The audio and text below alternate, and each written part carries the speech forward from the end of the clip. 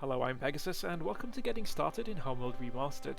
This video was made to help new players with Homeworld's multiplayer, as the game's tutorial teaches a few basics and then essentially leaves the player to figure the rest out on their own. This can be a little daunting for newcomers to the game, so if you're looking for a few pointers, then this video is for you. Without further delay, let's begin.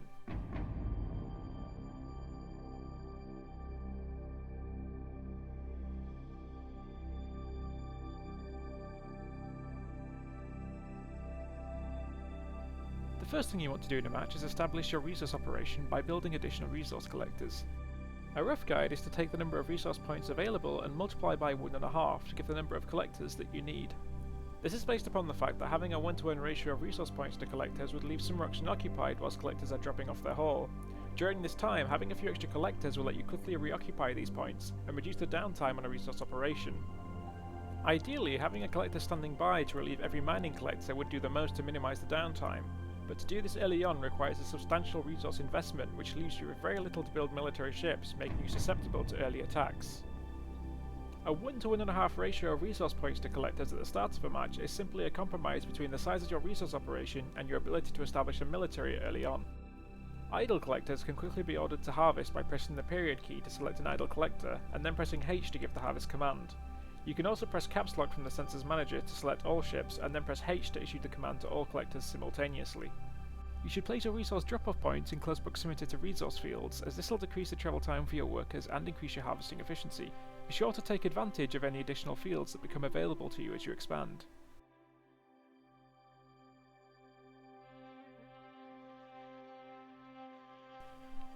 You want to be aware of what your enemy is doing at all times.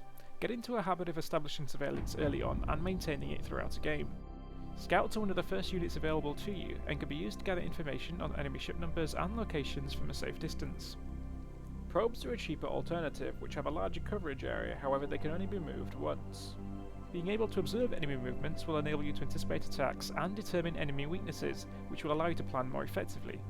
Observing constructed modules on enemy production vessels will give you a good indication of the kind of forces an enemy intends to build, as well as inform you of any special abilities a vessel may have gained, such as hyperspace inhibitors. The sensor screen is the best way to keep informed of how the overall battle is developing. You should consult the screen frequently to maintain your surveillance and to keep updated on enemy movements.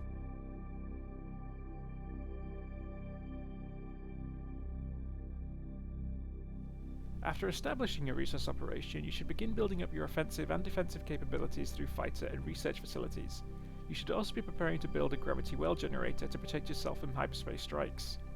Fighters are an essential part of early game offense and defense, and play a role throughout every battle. Don't be tempted to skip this component of your fleet in favour of pursuing the more advanced vessels, as it will make you vulnerable to early game rushes. Having a balanced fleet ensures that you're well equipped to counter any threat posed by the enemy. Destroyers and battlecruisers can quickly be rendered useless without the appropriate fighter escort to protect their subsystems from attack. Research which will help you gain the upper hand in early skirmishes include upgrades to fighter engines and the Scout's EMP upgrade. Bomber upgrades can also be useful for players that want to perform surgical strikes on enemy ship facilities and modules. If you want to build a large quantity of units, pressing both the right mouse button and the left mouse button simultaneously on a unit in the build menu will queue 2 units for production at a time. An easy way to keep track of all production and research projects you currently have underway is the global queue list. This displays ships currently being built as well as facilities being constructed and any ongoing research. You can activate this by pressing Q. If you're ever short on resources, keep in mind that you can temporarily pause individual production and research projects from the build, research and global queue menus in order to prioritise the more important one. You can also retire any obsolete facilities, modules or ships to free up additional resources.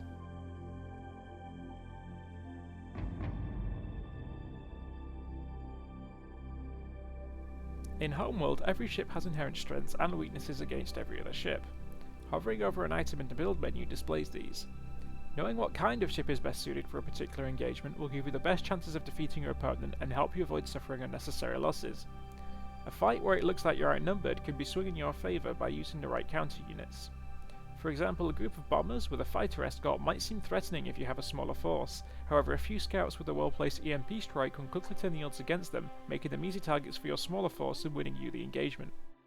Monitoring the health of ships is a vital skill for any successful player. This is especially true when it comes to your fighters and corvettes. Maintaining these properly will save you resources and help you keep your fleet at its maximum strength. During fights, you should carefully monitor the health of your fighter and corvette class ships for damage.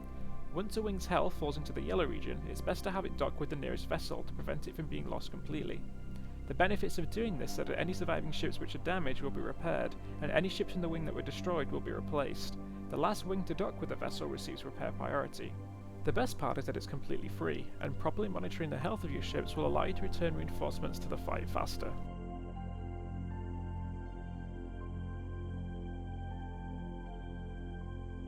To make the most of your race, you should learn where your strengths and weaknesses lie.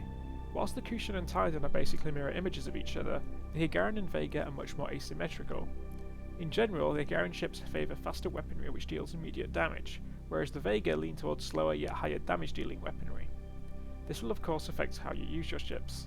When looking at an engagement between some iron frigates and some heavy missile frigates, the Vega player will ideally place his or her frigates as close to the iron frigates as possible, because this will decrease the travel time for the missiles to reach their targets, inflicting damage sooner. The Higaran player by contrast will be trying to keep his or her iron frigates at maximum range, to delay receiving damage and to give their frigates a chance to fire additional bursts. When comparing strikecraft, the Vega have stronger fighter and corvette wings containing 2 additional ships per fighter wing and 1 additional ship per corvette wing. The Vega also have 1 additional ship per bomber wing. To counter this, the Higarans have superior anti-fighter and corvette frigates in the form of flak and torpedo frigates. Research for both sides also has advantages and disadvantages. Both races need to build a research module, however the Higarans have to build an advanced research module to gain access to more sophisticated ships and technology. Of particular note is hyperspace technology. The Higarans can build a hyperspace module as soon as they've constructed a research module, whereas the Vega need to complete both a research module and hyperspace gate research. The Higarans also have the benefit of hyperspace efficiency upgrades, which reduce the cost of hyperspace jumps by up to 45%. The Vega can research and build up to 6 hyperspace gate platforms, which can each be prepared for 1,000 resource units to create a hyperspace corridor. Destroyers and smaller ships can make use of these without any further costs. The Higarans generally conduct research individually for each type of ship, which is relatively cheap and allows you to upgrade only the ships that you're using. The Vega, on the other hand, generally conduct research for an entire class of ship, which is more costly and may cover ships that you don't even have in your fleet. However, it does upgrade all ships in a class simultaneously.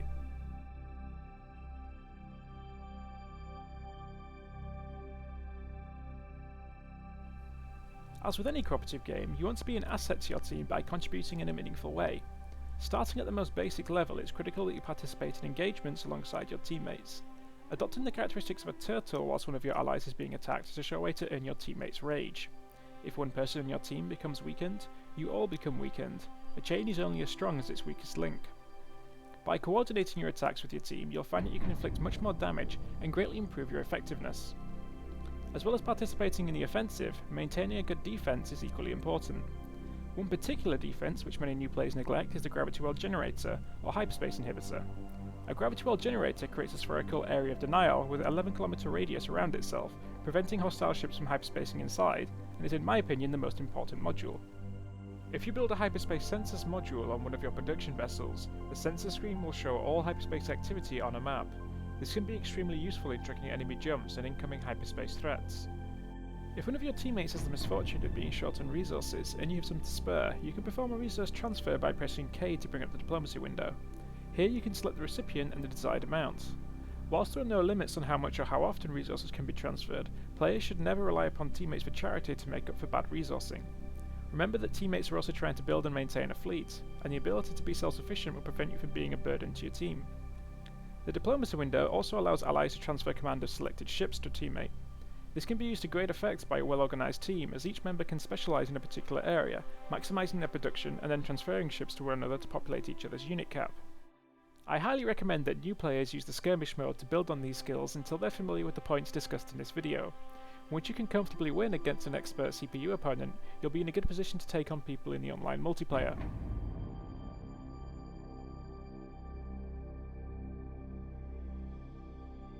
Once you join a game, check the ping of the host and the other players. If you see a lot of high numbers above 0.2, you may end up watching a slideshow, not playing a game.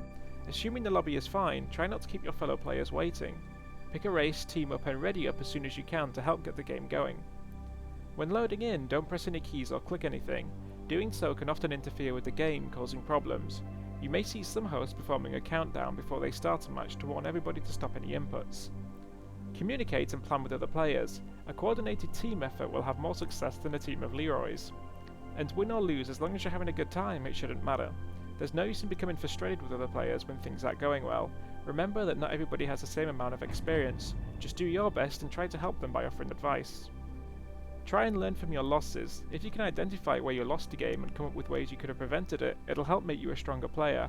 Creating and trying new strategies is hugely rewarding in itself. Be aware that Homeworld's multiplayer is still in a beta stage, so some aspects may still change with time. I'll be sure to keep you posted with any changes, so stay tuned for future content. That brings us to the end of this video. If you learned something from this video or think it'll be helpful for beginners, please share it with others, and also give it a like as it'll help other people to find and benefit from it too. Thank you for watching guys, I'm Pegasus, take care and good hunting.